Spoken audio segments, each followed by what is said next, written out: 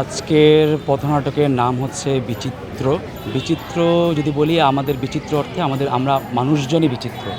আমরা যদি পরিবর্তিত সময়ের কথা বলি, এই পরিবর্তিত সময়ে আমাদের যে মানুষজন, আমাদের যে বোধ, আমাদের চলাফেরা, এই সব বিষয়ই এক ধরনের বিচিত্রতম। আমরা নিজেদের কাজ পেলে আমরা বরঞ্চ অন্য কি করছে, অন্য মানুষের অনেক বেশি হচ্ছে ওদেরকে কমেন্ট করা, অন্য মানুষের কথা নিয়ে, পোস্ট নিয়ে, তার বিষয় নিয়ে অনেক বেশি নাক গলানো।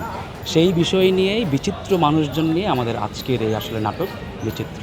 আর এটা হচ্ছে প্রাচ্যনাট স্কুল অফ অ্যাক্টিং অ্যান্ড ডিজাইনের 48তম ব্যাচের হচ্ছে প্রয়োজনা। আমাদের প্রাচ্যনাট স্কুল অফ অ্যাক্টিং অ্যান্ড ডিজাইনে যেটা হয় যে 6 মাস ব্যাপী একটা কর্মশালা থাকে, তারই একটা অংশ হিসেবে আজকের এই নাটক।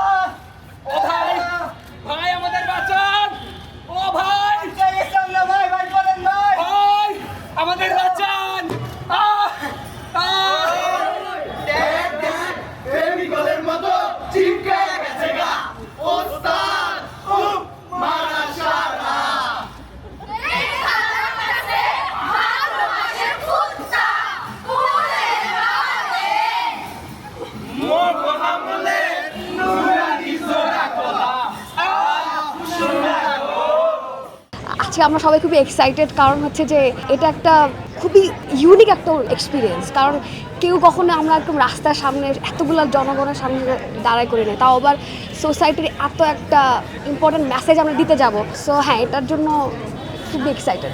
আমাদের সমাজে অনেক সময় দেখা যায় যে অ্যাজ এ মানে আমরা জাতি হিসাবে অনেক কঠিন বিষয় হয়ে যাচ্ছে, অনেক লাইক লোমহর্ষক ঘটনা ঘটে যাচ্ছে, কিন্তু আমরা এটাকে তেমন পাত্তা দিচ্ছি না, শুধু এটাকে খুবই মানে হালকা হিসেবে নিয়ে উড়িয়ে দিই।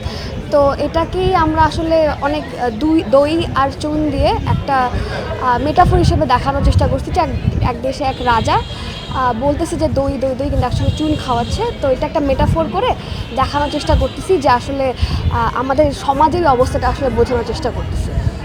টিমের সাথে কাজ করার অভিজ্ঞতাটা অসাধারণ ছিল। মানে এই কয়দিন আমরা পুরো সকাল 9টা থেকে রাত 9টা পর্যন্ত আমরা রিহার্সাল করলাম। যেই সুন্দর একটা টিমের বন্ডিং হয়েছে, সাথে হচ্ছে যে প্রাচ্যনাটের এই যে ডিসিপ্লিন বলেন, তারপরে সময়নিষ্ঠা, সব কিছুই একটা আলাদা একটা ট্রেনিং, এটা একটা অন্যরকম একটা অভিজ্ঞতা ছিল।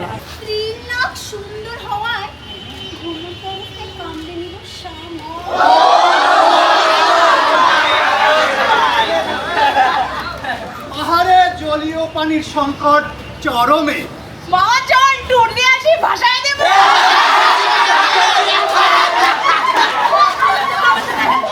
সমসাময়িক যে প্রবলেমগুলোকে তুলে ধরছে, এটার জন্য প্রাচ্যনাট স্কুলকে এবং তাদের সাথে সংযুক্ত সবাইকে খুবই ধন্যবাদ।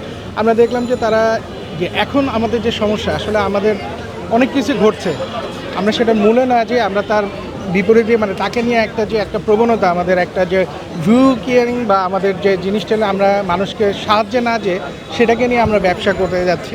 এটা প্রাচ্যনাট তার প্লেয়ারদেরকে বুঝিয়ে দিল যে আসলে এভাবে আমাদের করা উচিত না। আমাদের নিজেদেরকে ভিতর একটা মানে প্রেরণার সৃষ্টি করলো যে এটাকে দেখেন, মানে আসলে আমাদেরকে কি করা উচিত এবং কি না করা উচিত।